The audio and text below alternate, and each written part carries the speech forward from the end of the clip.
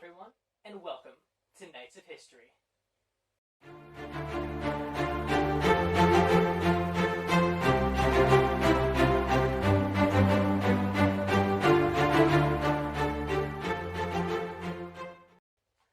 Today, we're going to be talking about a type of armor.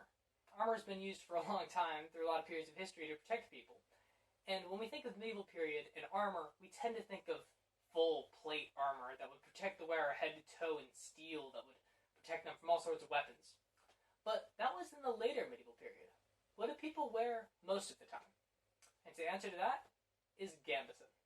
Gambeson is a very effective armor that was used through most of the medieval period. And I'd just like to make some points about it. So A, Gambeson is light. Not light like a feather, but it's much lighter than, say, a mail shirt. Now, even with mail, for example, you'd wear a belt or something to keep some of the weight off your shoulders, but even so, it was still relatively heavy. But Gambeson was light, and it was a stuffed jacket almost, to put it in layman's terms. It was a linen jacket that was stuffed with cloth or other materials that were made it just kind of puffier, and the idea was it would stop a lot of slicing attacks. So if someone's trying to slice, or some lower thrust, I suppose. Now, you can still cut through Gambeson with a sharp enough weapon. So if you take a sword freshly sharpened and slice, you can cut through a Gambeson.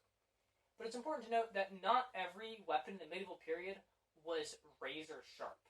In fact, I would argue that most were not razor sharp. Like, you could get a sword sharpened today is now the same sharpness it would have gotten in the medieval period.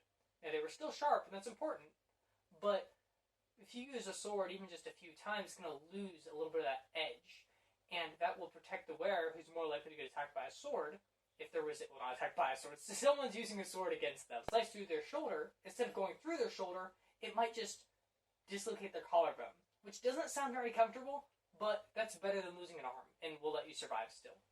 So Gambersons.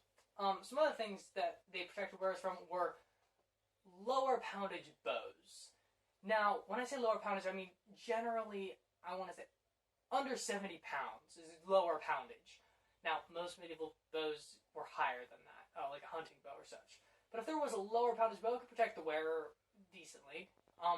But where it really shone was slicing attacks, where if someone tried to cut into your chest or your arm, it would, this is important, it would not go through it, unless it was a very, very sharp weapon, but that wasn't too common.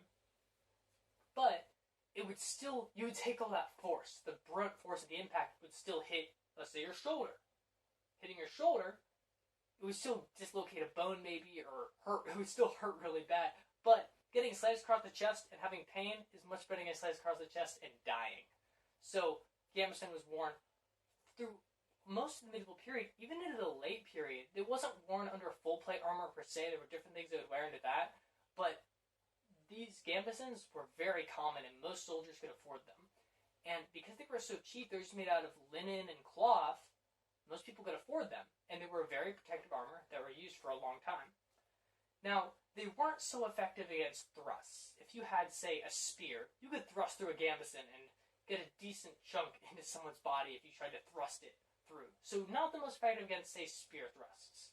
But for an average foot soldier who might encounter swords on the battlefield or other slicing weapons, it was a good defense.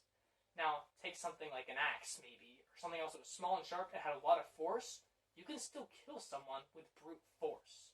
But the idea with the Gambeson is to protect from that any weapon to go into you, and that increased your chance of survival, and was one of the reasons it was used so prominently throughout the medieval period.